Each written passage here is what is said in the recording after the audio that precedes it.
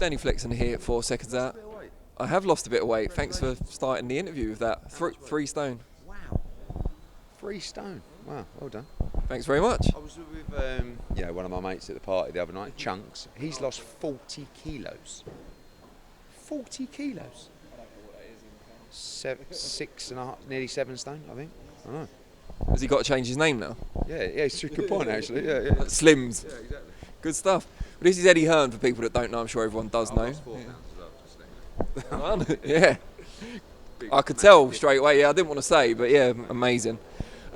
Fight camp kicks off, obviously, this weekend. You didn't have the best start this morning when Conor Benn was unfortunately forced to pull out of the main event with COVID. How did you react when you first heard the news? I put my head in my hands, and actually my old man was in the office. And I went out, and I was just like, and he went, "What's happened?" I went, "Come in the office." Anyway, come in the office. And I said, "Conor Benn's tested positive."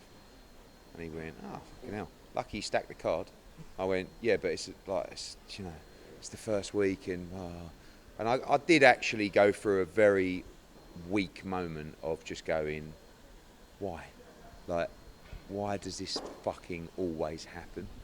And he said to me, "Sort yourself out." And I was like, "What?" He went, "Well, it's what it is. Get on with it. Go out there and do your job."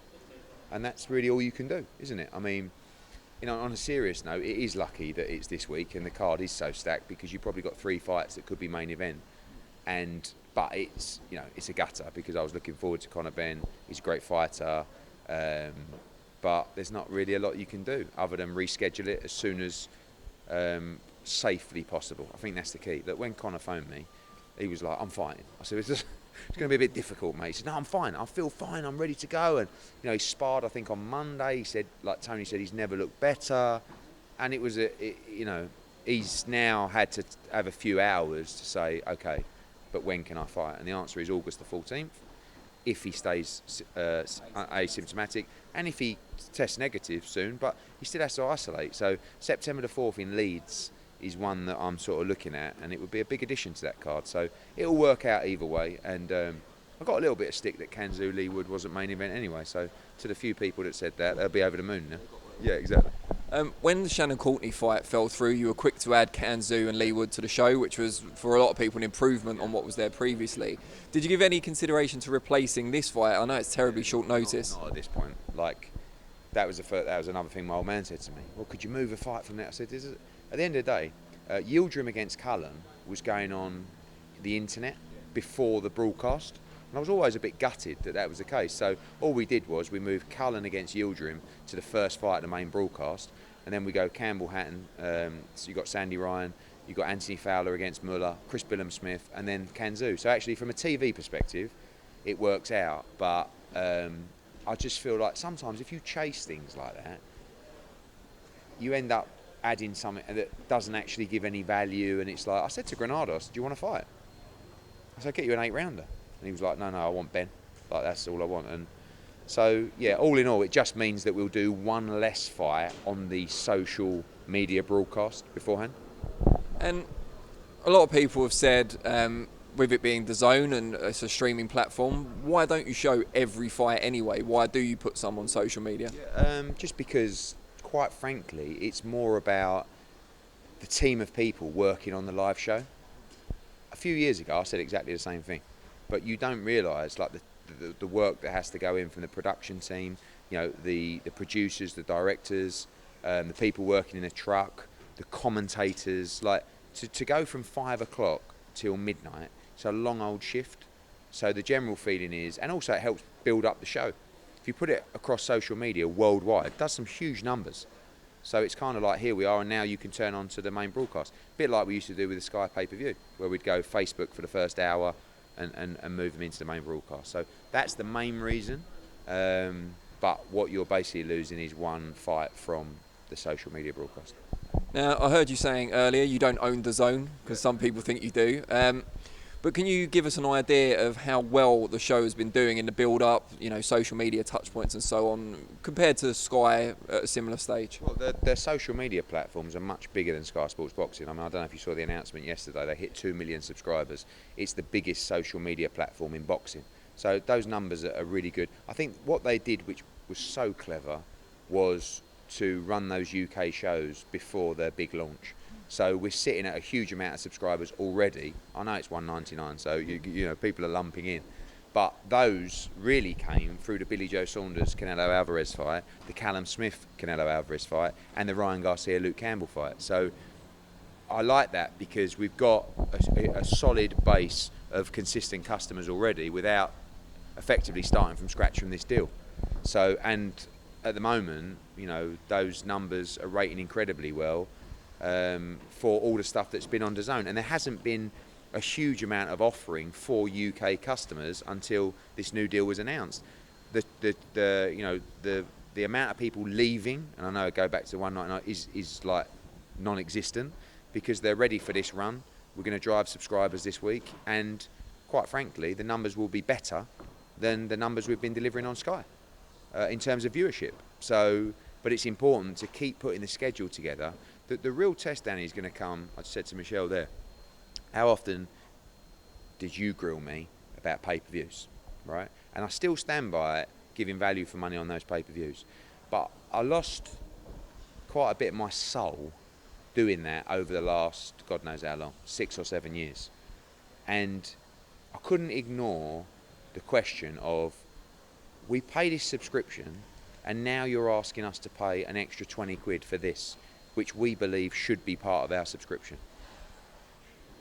And I think they had a point, right? But I still stand by we delivered value for money.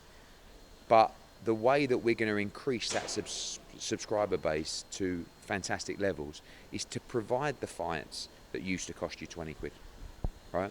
So if you look at, I don't know, I mean, even Warrington Lara, Katie Taylor, if Ben Granados is on there, you know, that's a premium show. But I'm talking more Dillian White, Chisora Parker rematch. I mean, they're two fights that would be on Sky Sports box office, right? They're 40 quid. And I would be out there having to justify. We need to make those fights as part of your subscription. Because the whole, you know, my whole USP of this deal is to say we're giving you unbelievable value for money. And right now, we really are at that subscription point. We know that will go up, but we need to put a schedule together. We've got our October card that will be announced on Saturday. You know, we've got 2 big fights planned for November as well. In September, Dillian White will box in the US, hopefully on UK time zones as well. That's when the subscriber goes, Jesus, like, there's 2 fights that will pay-per-view on Sky, and they're part of my subscription. So I think we're in a great place, and this isn't like, oh, we really need to make it work in the first couple of months. This is a long-term project, you know, with huge global ambition. And DAZN are making big moves in boxing and in sport, and you know that's going to together we're going to move forward, and I think it's going to be really successful. Now, with what you just said about pay-per-view and people feeling entitled to get those level of fights as part of their subscription, do you wish, if you could change it yourself, that AJ was part of the DAZN deal? Because it's kind of an awkward outlier now. He's the only one on Sky. I think pay-per-view will always exist. There are certain fighters and certain fights that you can never really, I don't think, moan about pay-per-view. This was always the argument. Yeah, AJ Usyk, we understand that's a pay-per-view fight. What we don't think is, you know, White Chisora or, you know, these kind of fights. But it was impossible to put those cards on a Saturday night fight night. Like you couldn't have even had a go. Like, it was just a complete non-starter. So we had a choice to either not bother or do pay-per-views. Right? And we chose to do pay-per-views, and I'm glad we did. And again, I stand by. I believe every one of them gave value for money. But it's just, you know, I believe it's a dying model in that respect, and not for the Canelo Alvarez's or, you know, the Anthony Joshua's, but I believe that consistently asking the customer to put their hands in their pocket for product that they feel should be already part of their subscription, I think you're going to see pay-per-view numbers go like that. You'll see AJ go like that because you will against Usyk. It's going to be massive. But I really believe you will start to see pay-per-view numbers go like that. You're seeing it in America. People are now championing 100,000 buys, aren't they? Oh, great news. You know, Javante, he did 200,000 buys, supposedly. I mean, maybe he did. But what's that? What's 200,000 people in America tuned in to watch what is supposed to be one of the biggest stars? You know? So we needed to make a change, and we made a change by now being able to provide those kind of fights as part of your subscription. So, and you know, the proof will be in the pudding. But we're in a great position. It's a fun time in the marketplace. You know, Sky is staying in boxing. Channel 5 are in boxing, BT are in boxing, Box Nation are still out there somewhere. It's like, I think it's a great time for boxing. Now, you've mentioned the price point a few times, incredibly attractive. I think everyone agrees. That's why you've had 0 churn so far. When's it going to go up, and what's it going to go up to? Well, that's a question for DAZN, because again, I don't own DAZN. I do know the numbers, and I think you're going to be very pleased with that, and I'll let them announce in due course. Do you know when it's going to go up? Because you alluded up there that Josh Warrington's going to be included at the 199. Is that right? Sure.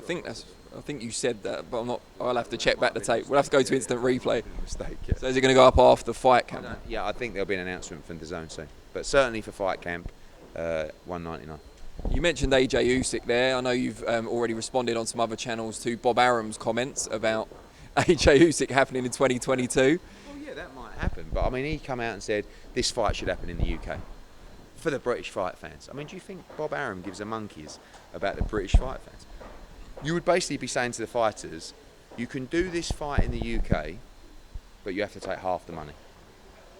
Right? Now, maybe they say yes, but if you said to Bob Arum, you have to take half your commission to do it in the UK, what do you think he's going to go? No, I'm going to do that because I love the British fight fans. I mean, it's in February probably.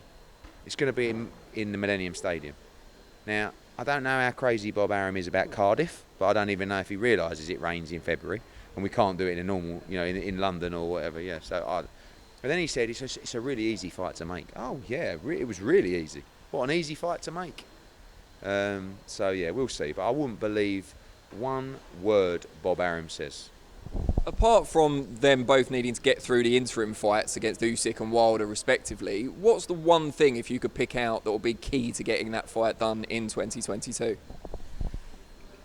I do think that I don't want to say get through these fights and it's on, because I don't believe much that's said. What I will say is I can't see, thought this before, but I can't see an obstruction to that fight getting made.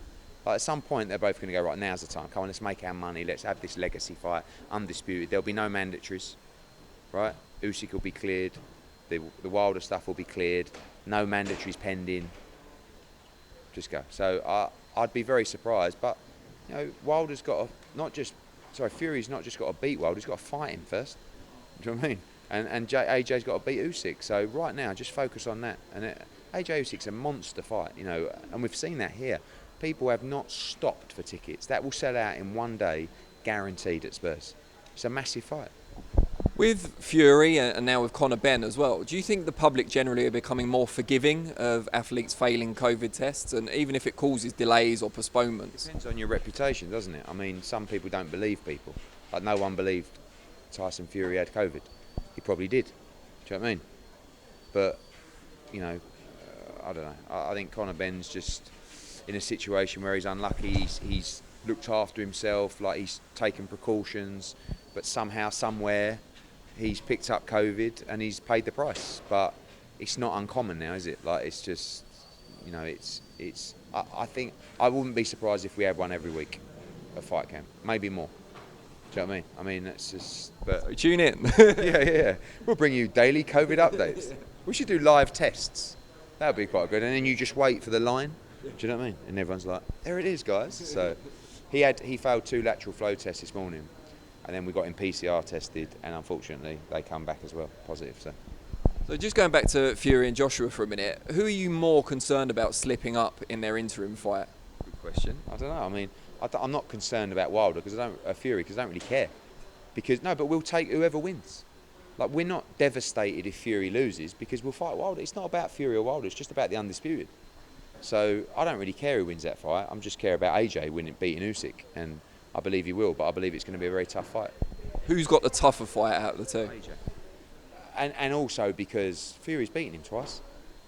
And the last fight was a mismatch. So AJ has the tougher fight, and it's still a little bit of the unknown, isn't it, with Usyk at heavyweight? I mean, I know he beat Chisora and Witherspoon, but how many more levels does he have to go? He's going to need to show many of them to beat AJ. Any news on the undercard for that fight? I know Campbell Hatton's keen to get on. He had a call the other day. It's very likely Lawrence Okoli will defend against his mandatory Prasovic. Possibly Callum Smith on that card as well, moving to light heavyweight. We also have to schedule Florian Marku against Prodan, who's also Ukrainian, who lives in Italy. Campbell Hatton, quite possibly. Yeah, got a lot planned, and we'll announce those. Tickets go on sale next week, so looking to announce some of those fights next week. Just finally, a potential fight I mentioned on Twitter this week, and I think we put it to Anthony Fowler yesterday, was him against Liam Smith, obviously a former world champion against a fast rising contender, both from Liverpool. Could you see that happening? It's an absolutely brilliant fight. I mean, it's the kind of fight I love because it's an absolute sellout at the Echo Arena. It's two Scousers with a load of history, and I don't know how much they dislike each other, but I don't think they're free. Yeah. So therefore, sign me the fuck up to that fight. I've spoken to both fighters. Both fighters would accept that fight. Fowler has to get through Rico Muller at the weekend. If he does, I'll be looking to make that fight for October. Excellent. Eddie, always appreciate your time. Best luck Saturday. Thanks a lot.